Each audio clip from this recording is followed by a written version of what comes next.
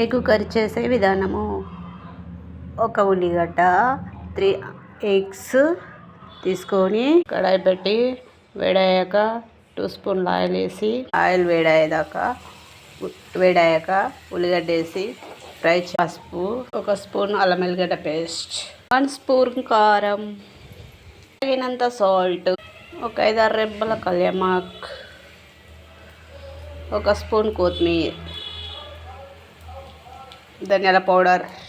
Eggs cut చేసి అందులో పోసి కొంచెం ఫ్రై అయ్యేదాకా ఉంచి వేడి ఎగ్ కర్రీ రెడీ. వేరే బౌల్లో తీసుకొని అన్నంలో కానీ, పూరి కానీ, చపాతీ కానీ అంచుకు తింటే బాగుంటుంది. Like, share, subscribe my YouTube channel. మీరు ట్రై చేసి ఎలా వచ్చిందో కామెంట్లో పెట్టండి.